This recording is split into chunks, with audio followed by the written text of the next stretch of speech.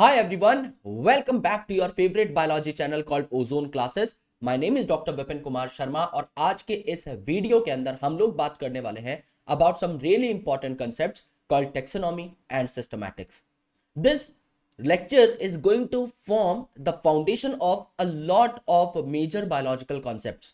अगर आप इस लेक्चर को बहुत अच्छे तरीके से समझ पाते हो और बहुत ही अच्छे तरीके से आप उन क्वेश्चंस को सॉल्व कर पाते हो जो मैं आपको एंड में करवाऊंगा, देन आप एग्जाम में आने वाले हर क्वेश्चन को भी बखूबी सॉल्व कर पाएंगे एंड ये टॉपिक आपके टिप्स के ऊपर हो जाएगा.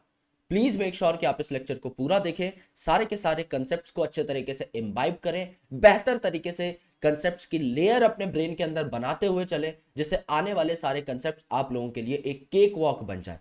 This lecture would be very interesting, so without any delay let's start it up. आज हम लोग बात करेंगे डाइवर्सिटी के बारे में. यानी लास्ट लेक्चर में हमने पढ़ा कि लिविंग ऑर्गेनिजम्स आखिर होते क्या हैं and how they are different from non living things. But today we would be talking about how different kind of organisms are present at the very same place called earth. इस earth पर इतने सारे organism present हैं, इनका actual number क्या है, कितने organisms और फाउंड किए जा सकते हैं एंड आखिर इतने सारे ऑर्गेनिजम्स की जरूरत क्यों है. क्योंकि अगर आप देखेंगे तो अर्थ के ऊपर 20,000 से ज्यादा किस्म की सिर्फ चींटियां मौजूद हैं. क्या 20,000 स्पीसीज चींटियों की होना आवश्यक है इस धरती के ऊपर? अगर 19,000 स्पीसीज होती तो क्या फर्क पड़ जाता, या अगर 21,000 भी स्पीसीज हो जाएंगी तो क्या फर्क पड़ जाएगा? Why so much diversity is available and why so much diversity is needed. काफी सारे साइंटिस्ट का यह कहना है कि जितनी एक जगह पर डाइवर्सिटी होती है उतनी ही वो जगह प्रोडक्टिव हो जाती है, उतनी ही वहां पर चीजें फलती फूलती हैं और उतना ही वहां पर लाइफ के होने का एहसास आप लोग महसूस कर पाएंगे. अगर आप ट्रॉपिकल रेन फॉरेस्ट की बात करें तो वहां पे डाइवर्सिटी एकदम मैक्सिमम है. यानी पूरे अर्थ पर अगर आप बोलें कि सबसे ज्यादा डाइवर्सिटी, सबसे ज्यादा डिफरेंट काइंड ऑफ ऑर्गेनिज्म अगर एक जगह कहीं मिलते हैं तो वो जगह कौन सी है? That's tropical rain forest. और उसी के बाद अगर आप देखें तो कोरल रीफ के अंदर भी अच्छी खासी डाइवर्सिटी आपको देखने को मिलती है. अगर आप वही ट्रॉपिकल रेन फॉरेस्ट को कंपेयर करेंगे एक डेजर्ट के साथ तो आपको बहुत लाजमी सी बात है कि डेजर्ट के अंदर कम डाइवर्सिटी देखने को मिलेगी. सो क्यों ये डाइवर्सिटी का पैटर्न डिफरेंट है, इस बारे में भी धीरे धीरे धीरे धीरे हम चीजों को अनफोल्ड करते चले जाएंगे और इन्हें समझते हुए भी चले जाएंगे. Diversity in living world. Earth बहुत ही ज्यादा डाइवर्स है. Earth is full of organisms, that is it is very diverse.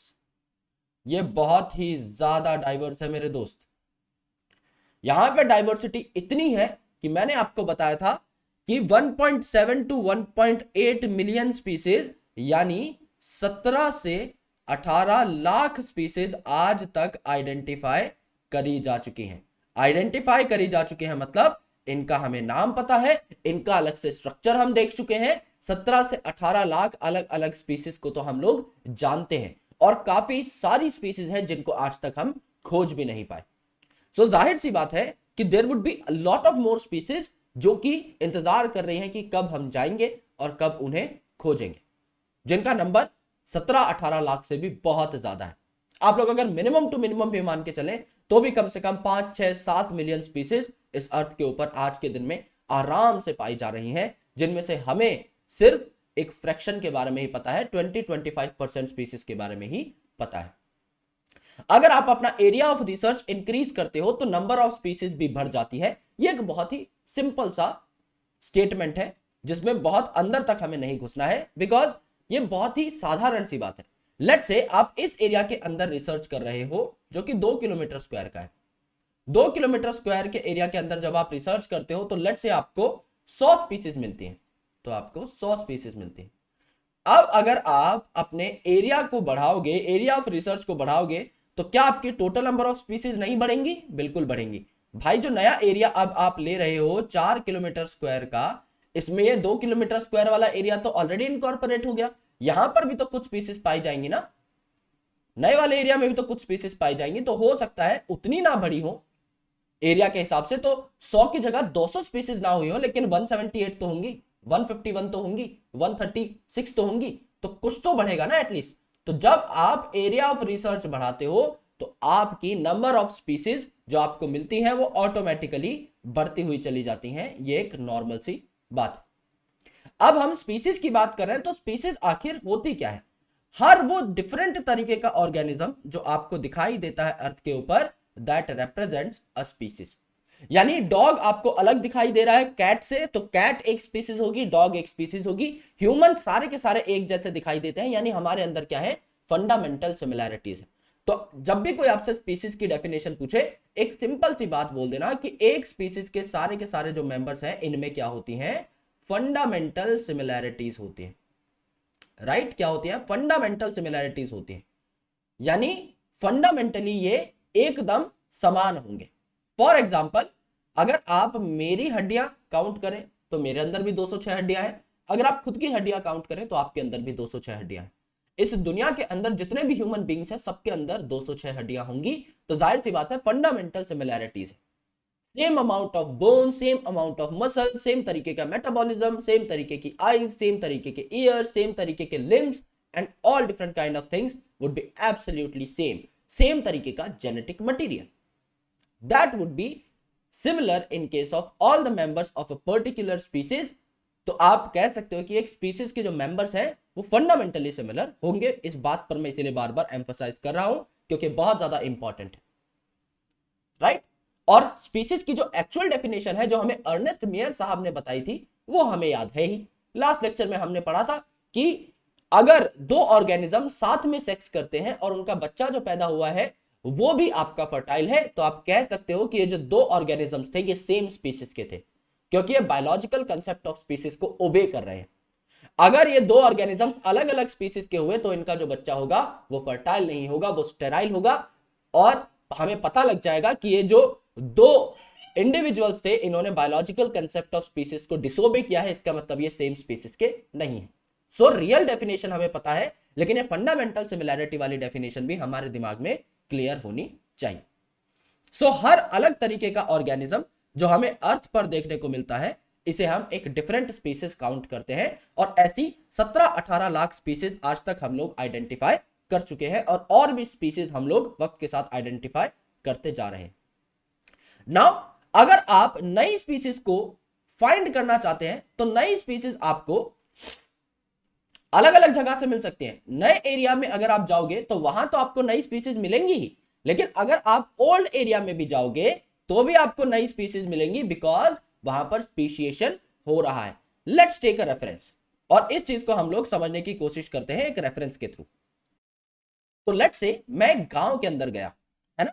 तो यहां पर मैं एक गांव का इलाका बना देता हूं। मैं इस विलेज के अंदर गया और इस विलेज के अंदर मुझे 1000 स्पीसीज मिली, और उस टाइम पर मैंने इस गांव को 100% कवर कर दिया लेट्स से, तो मुझे 1000 स्पीसीज मिली। अब मैं एक नई जगह पर जाता हूं और वो नई जगह है ये शहर, ठीक है? और ये जो नई जगह है यहां भी मुझे 500 स्पीसीज मिली। अब नई जगह है तो यहां तो नई स्पीसीज मिलना लाजमी सी बात है ही, ये 500 स्पीसीज तो मुझे नई मिली ही। लेकिन लेट्स से अगर मैं 10 साल बाद पुरानी जगह पर ही वापस जाता हूं तो 10 साल के अंदर यहां पर भी हो सकता है कुछ स्पीशिएशन हुई हो, कुछ नई स्पीसीज आपकी यहां पर भी मुझे मिले। हो सकता है पहले कुछ स्पीसीज छूट गई हो या फिर कुछ स्पीसीज नहीं मिल गई हो। So there are 2 major reasons जिस वजह से मुझे नई स्पीसीज मिल सकती है। 2 मेजर रीजंस। पहला कि आपका इंसान बिल्कुल भी परफेक्ट नहीं है कि वो हर चीज को ऑन टाइम खोज पाए। तो पहला कि some species would be left over previously, है ना? कुछ स्पीसीज आपकी पहले छूट गई थी। Some species would be left over previously. And second important thing कि स्पीशिएशन हो सकता है आपका पुराने वाले इलाके में हुआ हो, यानी नई स्पीसीज तैयार हो रही हो जो कि हमें मिले ही बाद में।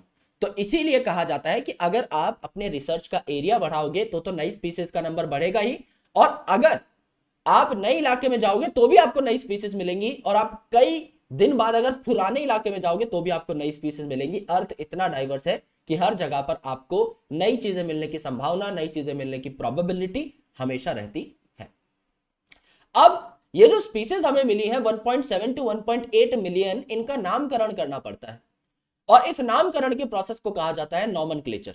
जैसे जब आप पैदा होते हो तो आपका नामकरण संस्कार रखा जाता है, जहां आपको एक नाम दिया जाता है और दुनिया आपको उसी नाम से बुलाती है। सो यहां पर कंफ्यूजन अवॉइड करने के लिए एक यूनिवर्सल नाम रखा जाता है। यूजुअली हम क्या करते हैं कि किसी प्लांट को या किसी एनिमल को उसके लोकल नाम से बुलाते हैं आसपास के इलाकों में, लेकिन अगर आप उसको इंटरनेशनली ढूंढने निकलोगे तो आपको उस लोकल नाम से वो चीज कभी भी नहीं मिलेगी। फॉर एग्जाम्पल, अगर हम कैलोट्रोपिस की बात करें तो कैलोट्रोपिस एक यूनिवर्सल नाम है। इस नाम से जब आप ढूंढोगे कैलोट्रोपिस को तो कहीं भी मिल जाएगा, है ना। तो इट्स अ यूनिवर्सल नेम। आप अमेरिका में जाके कैलोट्रोपिस बोलो, आप चाइना में जाके कैलोट्रोपिस बोलो, आप जापान में जाके बोलो, आप इंडिया में बोलो, आपको कैलोट्रोपिस मिल जाएगा। लेकिन अगर आप हरियाणा में जाते हो और आप बोलते हो आंकड़ा, तब जाके आपको कैलोट्रोपिस मिलेगा, है ना। तो आंकड़ा बोलोगे तब जाके आपको हरियाणा में कैलोट्रोपिस मिलेगा। आप राजस्थान जाओगे और बोलोगे आग, तब जाके आपको मिलेगा कैलोट्रोपिस, है ना, तब जाके आपको कैलोट्रोपिस मिलेगा। तो बात सेम ही हो रही है। और इसके अलावा आप जाके बोलोगे मध्य प्रदेश में अगर मदार, तब जाके आपको कैलोट्रोपिस मिलेगा। यानी एक ही चीज है, ढूंढ सब सेम ही चीज रहे हैं कैलोट्रोपिस, लेकिन एक तो इसके हम तीन अलग अलग नाम बोले, आंख बोले, आंकड़ा बोले, मदार बोले, और फिर भी हमें ना मिले, फिर भी तीन ही स्टेट में मिलेंगे। फिर भी आप गुजरात में जाके बोलोगे देयर इज पॉसिबिलिटी कि आपको ना मिले, फिर भी आप तमिलनाडु में जाके बोलोगे तब भी हो सकती है पॉसिबिलिटी कि ना मिले। लेकिन कैलोट्रोपिस जब आप बोलोगे तो there are very high chances कि आपको दुनिया के किसी भी कोने के अंदर कैलोट्रोपिस मिल जाएगा। इसीलिए एक स्टैंडर्ड नाम होना बहुत जरूरी है, इसीलिए एक पर्टिकुलर नाम होना बहुत जरूरी है जो पूरी दुनिया में एक्सेप्ट किया जाए। जैसे मेरा घर का नाम रिंकू है, लेकिन अगर आप मुझे बाहर बुलाओगे रिंकू नाम से, या यूट्यूब पर भी अगर आप मेरा नाम सर्च करोगे रिंकू क्लासेस तो नहीं मिलेगा, लेकिन विपिन शर्मा अगर आप टाइप करोगे तो आपको मेरी सारी वीडियोस मिल जाएंगे, because Vipin Sharma is a name जिससे मुझे दुनिया जानती है।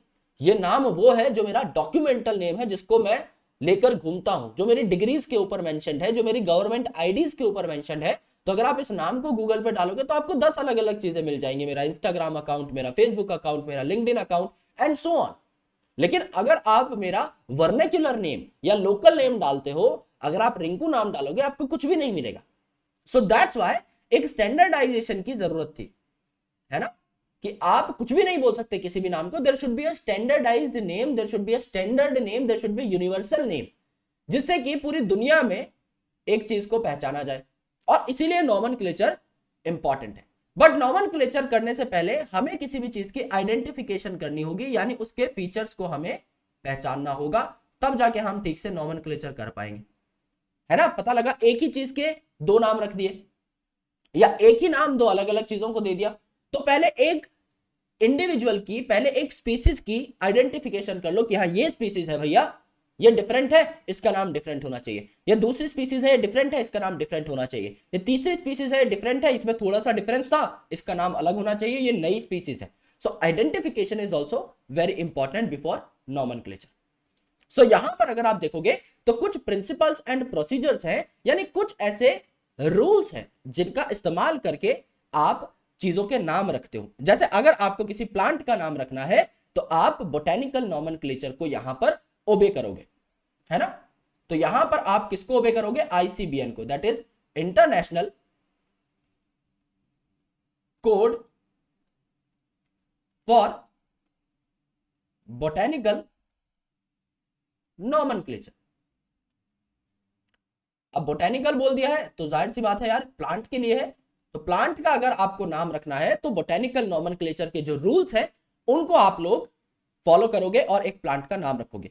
और वहीं पर अगर आपको एक एनिमल का नाम रखना है तो जूलॉजिकल नॉमेनक्लेचर आपको समझना पड़ेगा। तो international code of zoological nomenclature यहां पर आपको रखना पड़ेगा, जूलॉजिकल नॉमेनक्लेचर आपको रखना पड़ेगा।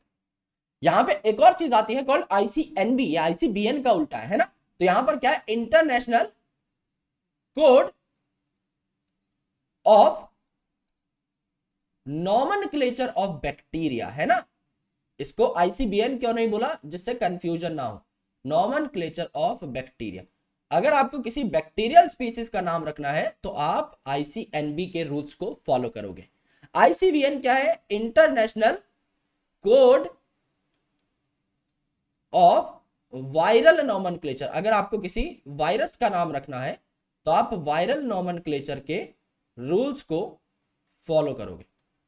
और यहां पर ICNCP अगर आप देखोगे, that is international code of nomenclature of cultivated plants. अगर आप कल्टीवेटेड प्लांट्स की बात करते हो तो इसका आप ICBN से भी नाम रखते हो। वैसे कल्टीवेटेड प्लांट्स के थोड़े से अगर डिफरेंट रूल्स हैं तो उसको ICNCP से आप लोग कवर कर सकते हो। ये 5 आपके ऐसे नॉमेनक्लेचर सिस्टम्स हैं जिनके बारे में आपको जानना होता है, एंड मेजरली आपको इन टॉप के 2 के बारे में ही जानना होता है जो कि आपके NCERT के अंदर मेंशन्ड है।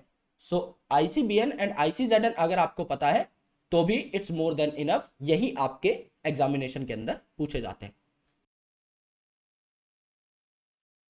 तो अब बात करेंगे हम लोग बाइनोमियल नॉमेनक्लेचर के बारे में।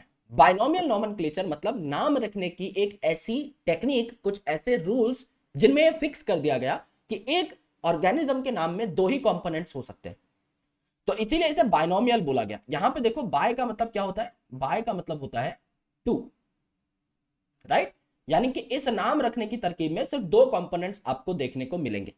जैसे कैरोलस लिनियस साहब ने ये चीज दी, इनका खुद का नाम जो था वो था कार्ल वान लिने।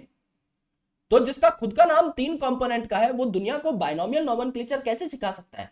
इसीलिए इन्होंने सबसे पहला त्याग खुद ही किया। इनके नाम में एक मेन नेम था, एक आपका सरनेम था और एक आपका सरनेम था, जिसको इन्होंने हटा दिया और इन्होंने खुद का नाम सिर्फ बाइनोमियल ही रखा। सिर्फ कैरोलस और लिनियस नाम का कंपोनेंट ही इन्होंने रखा और बीच का जो वॉन था वो इन्होंने हटा दिया, जिससे दुनिया को प्रमाण दे पाए कि देखो सबसे पहले अपना नाम ही मैंने बाइनोमियल में कन्वर्ट किया है।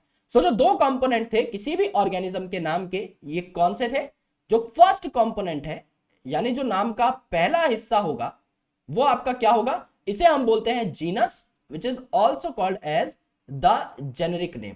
यानी पहला जो पार्ट आएगा इसे हम जेनेरिक नेम या जीनस बोलते हैं, जबकि जो सेकंड कंपोनेंट आएगा इसे हम क्या बोलेंगे? इसे हम बोलेंगे स्पीसीज या स्पेसिफिक एपिथेट, या स्पेसिफिक एपिथेट।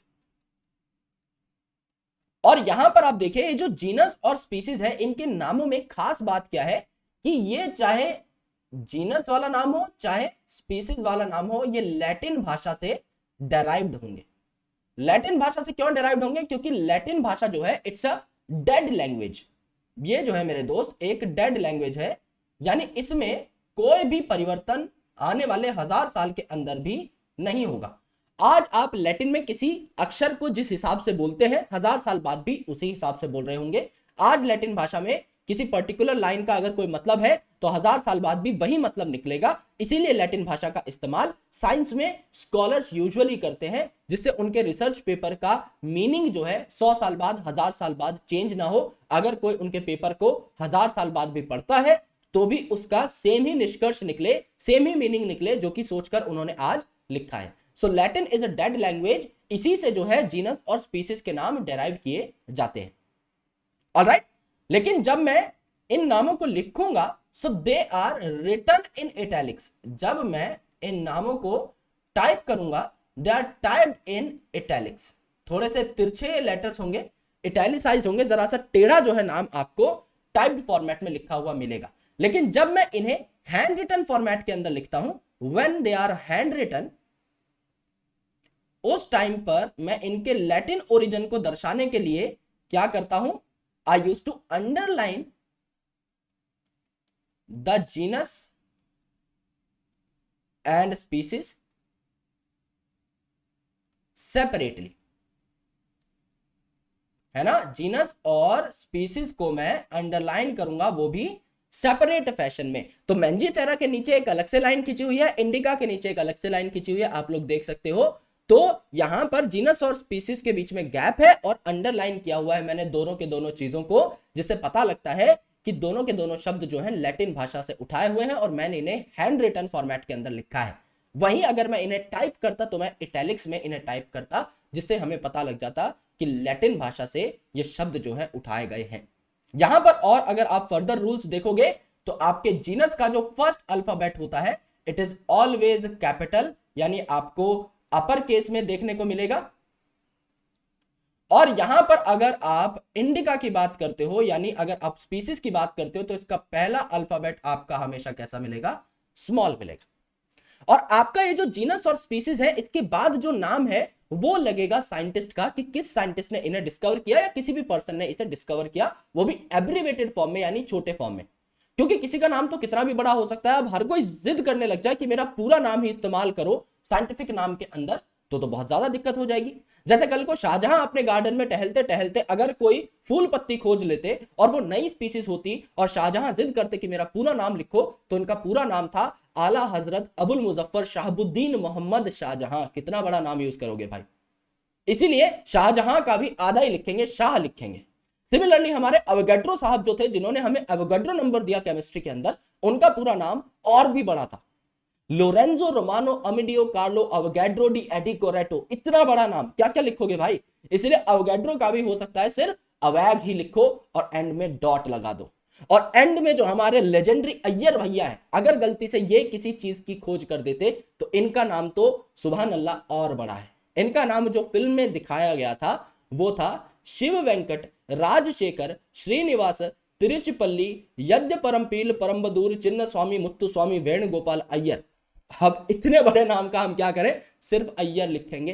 हो सकता है अय्यर भी ना लिखे, AIYY लिख के डॉट लगा दे एब्रिवेटेड फॉर्म के अंदर। सो ये आपका एक पर्टिकुलर केस है जो कि लिया जाता है बायनोमियल नोमेनक्लेचर के अंदर। और यहां पर ये जो नाम है भाई, किसी का भी नाम किसी भी भाषा से डेराइव्ड हो सकता है। जैसे मेरा नाम है विपिन, सो ये हिंदी नाम है, विपिन का मतलब होता है वन यानी जंगल।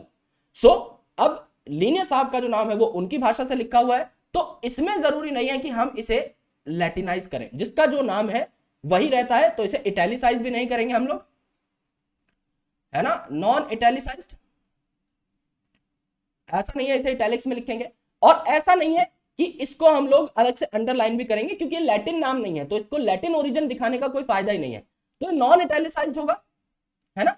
इसे हम अंडरलाइन भी नहीं करेंगे, नॉन अंडरलाइंड, नॉन अंडरलाइंड।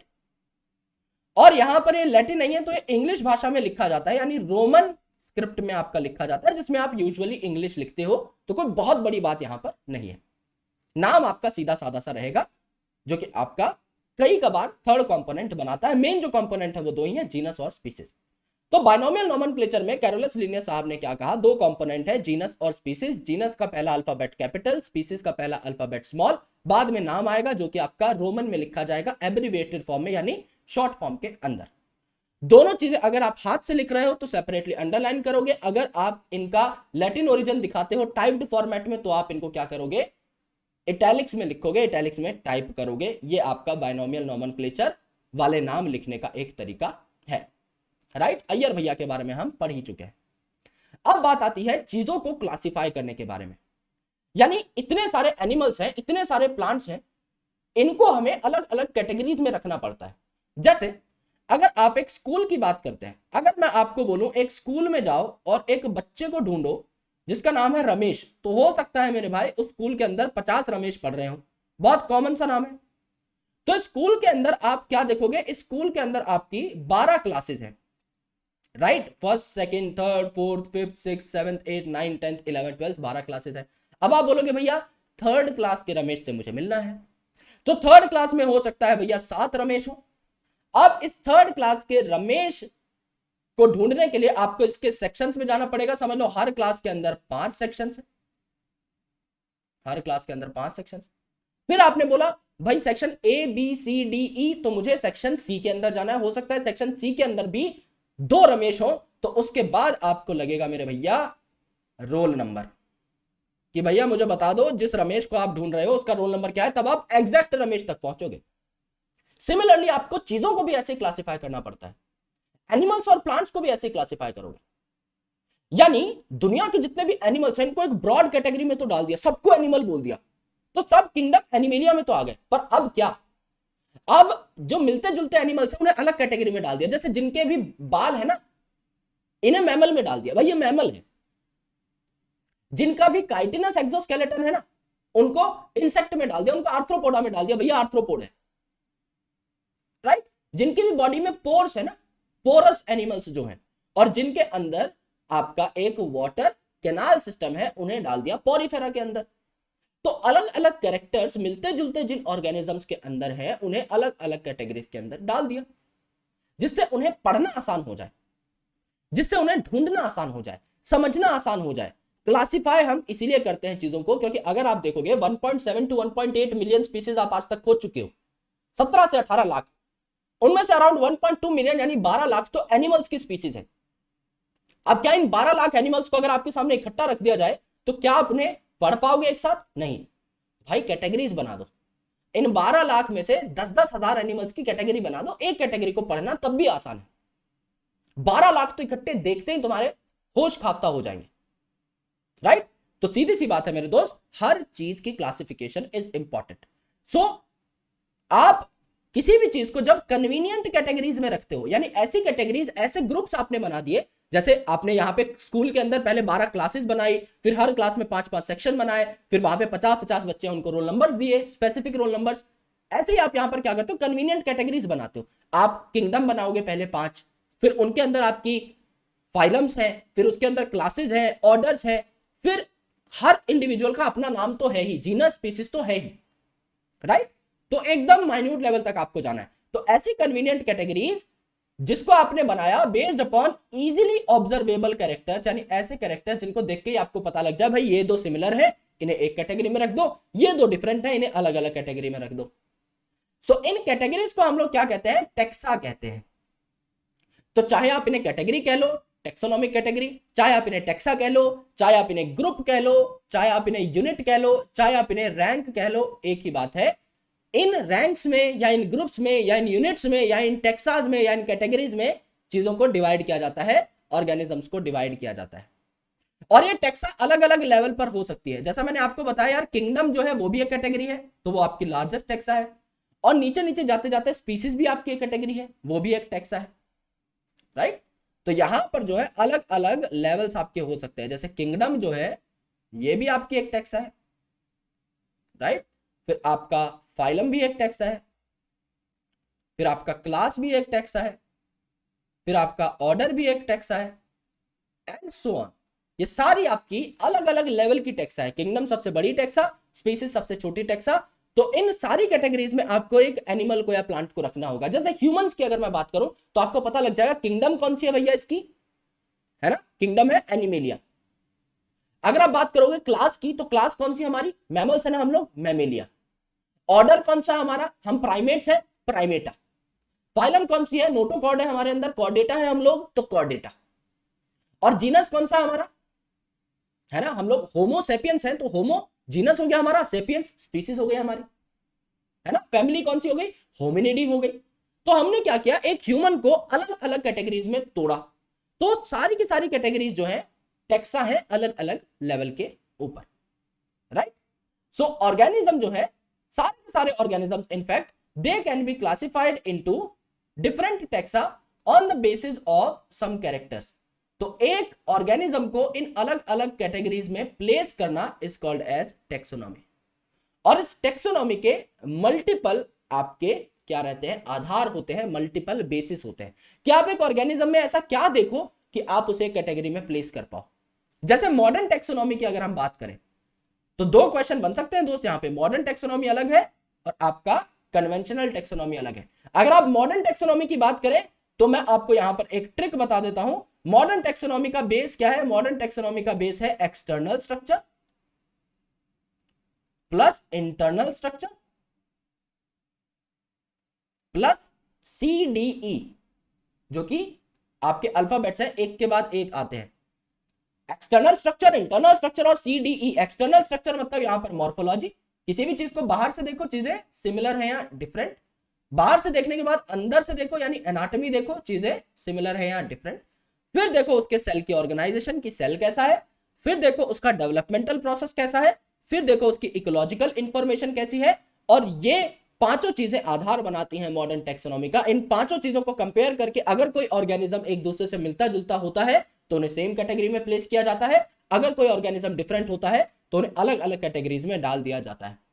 जबकि आपके पिलर्स ऑफ कन्वेंशनल टेक्सोनॉमी कौन है? अब मॉडर्न टेक्सोनॉमी के तो 5 पिलर्स है, बाहर का स्ट्रक्चर, अंदर का स्ट्रक्चर और CDE। लेकिन यहां पर अगर आप देखें कन्वेंशनल टेक्सोनॉमी को, तो कन्वेंशनल टेक्सोनॉमी के 4 बंबू हैं जिनके ऊपर टेक्सोनॉमी का तंबू टिका हुआ है।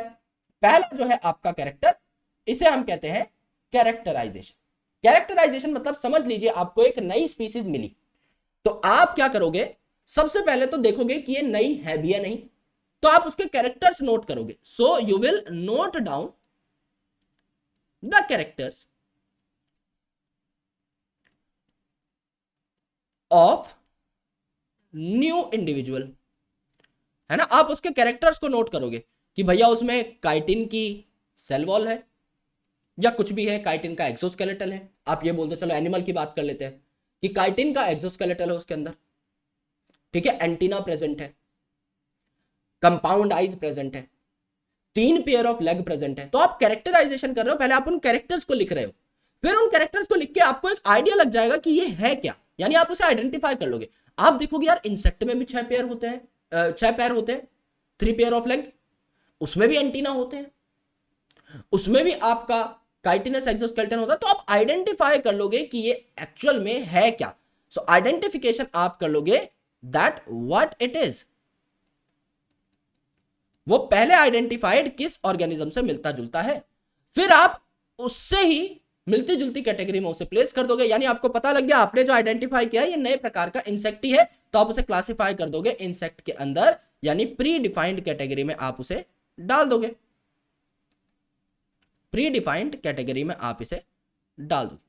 और फिर 2 ही चीजें आपको नहीं देनी पड़ेंगी या एक ही देनी पड़ेगी। समझ लो कोई बहुत क्लोज एनिमल मिल गया जिसका जीनस तक कॉमन है, स्पीसीज तो नहीं होगी फॉर श्योर, तो आप उसका नामकरण कर दोगे। यानी अगर आपको जीनस का नाम रखना है तो जीनस का भी रख दोगे, अदरवाइज सिर्फ स्पीसीज का अगर आपको नाम रखना है तो आप स्पीसीज का नामकरण कर दोगे। और ये चारों के चारों जो काम है ये हो गए। तो कोई अगर आपसे पूछ ले कि टेक्सोनॉमी का आधार क्या है, पिलर्स ऑफ टेक्सोनॉमी क्या है, कैरेक्टराइजेशन, आइडेंटिफिकेशन, क्लासिफिकेशन, नॉमेनक्लेचर। और मॉडर्न टेक्सोनॉमी का आधार क्या है, बाहर का स्ट्रक्चर, अंदर का स्ट्रक्चर और CDE यानी सेल डेवलपमेंटल पैटर्न और इकोलॉजिकल इंफॉर्मेशन।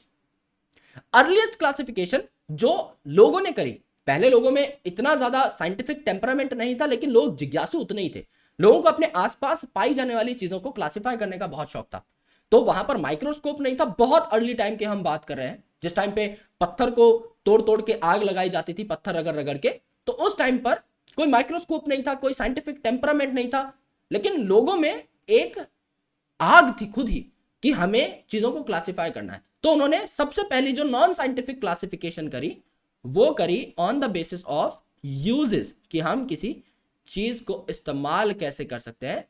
तो it was the first non scientific classification, कि चीजों को हम लोग यूज कैसे करते हैं। फॉर एग्जाम्पल समझ लो कोई चीज है जो हमारे काम आ रही है, किस काम आ रही है, फूड के काम आ रही है। तो पहली कैटेगरी क्या बना दी, फूड की बना दी। अब फूड में क्या हो सकता है दोस्त, फूड में अगर आप देखोगे तो खाने पीने की चीजें क्या हो सकती है आपकी, वेजिटेबल्स। तो वेजिटेबल जिनसे भी मिल रहा है वो स्पीसीज यहां आ गई फूड वाली कैटेगरी में। क्रॉप जिनसे मिल रही हैं वो सारी यहां पर आ गई। फ्रूट्स जिनसे मिल रही हैं वो सारी चीजें यहां पर आ गई। मीट जिनसे मिल रही है वो सारी चीजें यहां पर आ गई। एग्स जिनसे मिल रहे हैं वो सारी चीजें यहां पर आ गई, है ना। आपका मिल्क जिन चीजों से मिल रहा है वो सारी चीजें यहां पर आ गई। यानी खाने पीने की चीजें किसी भी एनिमल या प्लांट से मिले वो फूड वाली कैटेगरी में आ गई। सेकंड इंपॉर्टेंट चीज क्या है, सेकंड इंपॉर्टेंट चीज है शेल्टर, या घर बनाने के लिए जो चीजें काम आएंगी। तो यहां पर जितनी भी टिम्बर वुड है ना, यहां पे आसपास जितनी भी टिम्बर वुड है जो घर बनाने के काम आती है, वो सारी चीजें यहां पर काम आ जाएंगी। ऑलराइट, यानी ऐसा मटेरियल जो घर बनाने के काम आता है। थर्ड कैटेगरी अगर आप देखो तो अगर आप क्लोथिंग की बात करो कि कपड़ा कहां से मिलता है, तो ऐसी चीजें जहां से आपको कपड़ा मिलता है वो आप यहां पे रख दोगे। जैसे आपका सिल्क है ना, तो सिल्क मोथ यहां पे आ जाएगा। आपका कॉटन है तो कॉटन की जो क्रॉप है वो आपकी यहां पर आ जाएगी। इसके अलावा आपका there are different kind of things, आपका जूट फाइबर है वो यहां पर आ जाएगा। आपका फ्लेक्स फाइबर है तो क्रोटल एरिया वगैरह यहां पर आ जाएगा। इसके अलावा अगर आप देखोगे तो ट्रांसपोर्ट में कौन कौन सी चीजें काम आती है ना। अब लोगों को एक जगह से दूसरी जगह भी जाना है तो ट्रांसपोर्ट में क्या क्या चीजें काम आती है? तो या तो बैलगाड़ी हो सकती है, घोड़ा गाड़ी हो सकती है ना, तो या तो बुल कार्ट हो सकती है, या ऑक्स कार्ट हो सकती है ना, या आपकी क्या हो सकती है, हॉर्स कार्ट हो सकती है। इन सब चीजों को यहां पर इस्तेमाल किया जाता था। पांचवी कैटेगरी अगर आप देखें तो लेट्स से सिक्योरिटी पर्पस के लिए कि कौन सी चीज इनके सिक्योरिटी में काम आती है, तो यहां पर अगर आप देखोगे तो dogs are really helpful in security. सबसे पहले डोमेस्टिकेटेड एनिमल्स जो है उनमें डॉग्स का नाम आता है जिनको सिक्योरिटी पर्पस के लिए इस्तेमाल किया जाता था। तो अर्लीस्ट क्लासिफिकेशन जो थी ये आपकी यूजेस के बेसिस पे जो है करी गई कि कौन सी चीज किस काम आ रही है, and it is non scientific, इसमें कोई साइंटिफिक एट्रीब्यूट आपका इस्तेमाल नहीं किया गया, राइट। अब बात करते हैं सिस्टमैटिक्स की कि सिस्टमैटिक्स क्या है। अब नाम में ही क्या है सिस्टमैटिक्स, तो इसमें एक वर्ड आता है कॉल्ड सिस्टमैटिक अरेंजमेंट। तो सिस्टमैटिक्स वर्ड लिया गया है सिस्टेमा से, जिसका मतलब है सिस्टमैटिक अरेंजमेंट, यानी चीजों को सिस्टमैटिक वे में अरेंज करना, है ना, सिस्टमैटिक अरेंजमेंट, यहां पर चीजों की बनाना, दैट इज वेरी इंपॉर्टेंट। और लीनियस साहब जिन्होंने आपका बाइनोमियल नोमेनक्लेचर दिया था, इन्होंने किताबें भी लिखी थी, उसमें भी आपका सिस्टेमा नाम का इस्तेमाल किया गया था। तो इन्होंने कौन सी किताब लिखी थी आपकी, सिस्टेमा नेचुरी, सिस्टेमा नेचुरी। और इन्होंने एक और किताब लिखी थी जिसका नाम था species plantarum, species plantarum. Alright, ये दोनों किताबें आपकी किन्होंने लिखी थी, लीनियस साहब ने लिखी थी।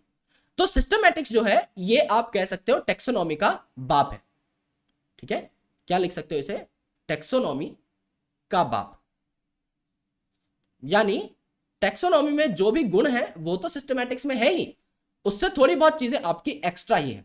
यहां पर रिलेशन भी एस्टेब्लिश किया गया दो ऑर्गेनिजम्स के बीच में। यानी टेक्सोनॉमी में कौन कौन सी चीजें थी, कैरेक्टराइजेशन, अगर आप कन्वेंशनल टेक्सोनॉमी की बात करो तो कैरेक्टराइजेशन तो थी ही, प्लस आइडेंटिफिकेशन, प्लस क्लासिफिकेशन,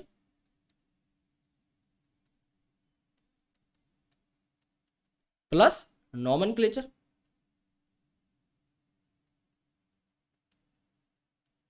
है ना, ये चार चीजें तो यहां पर थी जिसे हमने क्या बोला, टेक्सोनॉमी। प्लस यहां पर एडिशनली क्या है, एक मस्त चीज जिसको हम बोलते हैं इवोल्यूशनरी रिलेशनशिप,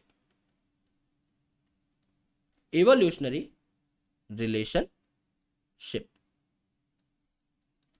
जिसे हम लोग कहते हैं फाइलोजेनी या फाइलोजेनेटिक रिलेशनशिप।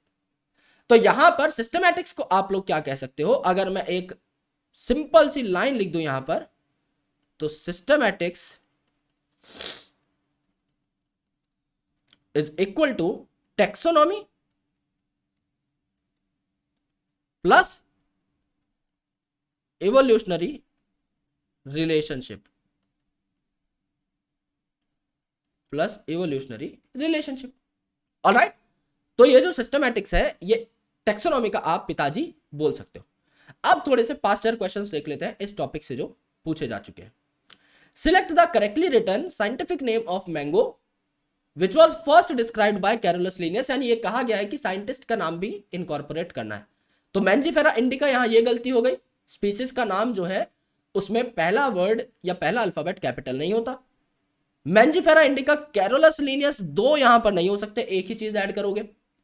मैंजीफेरा पहला कैपिटल, इंडिका पहला स्मॉल, लिन आपका नॉन इटैलिसाइज्ड है, यह आपका अभी तक सबसे बेस्ट है। और मैंजीफेरा इंडिका करेक्ट तो ये भी है, लेकिन आपका लिनियस साहब का यहां पर जिक्र पूछा गया है अलग से कि ऑथर का नाम भी लगाना है, तो third is more relevant question के हिसाब से, तो सी आपका आंसर हो जाता है।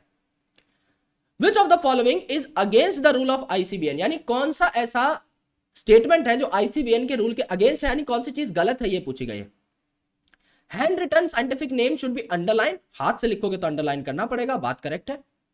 Every species should have a generic name and specific epithet, भाई हर स्पीसीज की कोई ना कोई स्पीसीज किंगडम जीनस तो होगी, उसमें कोई दिक्कत है नहीं।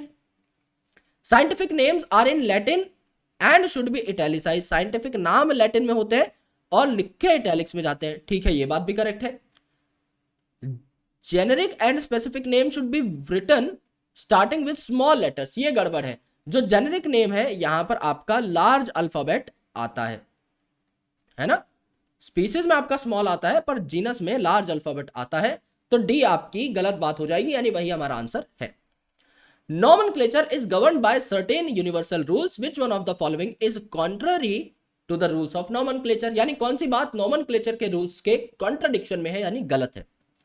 Names are written in Latin and are italicized. Name are written in Latin, ये बोला गया है, तो इसको थोड़ा हॉल्ट पे रखते हैं। When written by hand, the names are to be underlined, है ना, हाथ से लिखे हैं तो अंडरलाइन करोगे, बिल्कुल सही बात है। Biological names can be written in any language, ये तो बिल्कुल ही गलत है। तो पहले वाले में हमें थोड़ा बहुत ये था कि चलो यार देख लेते हैं कि क्या है क्या नहीं है, हालांकि वो ठीक था, but still can be written in any language biological name नहीं, ये सिर्फ आपके लैटिनाइज्ड ही होंगे, ये बात यहां पर 100% गलत हो जाती है, तो ये हमारा आंसर हो जाएगा।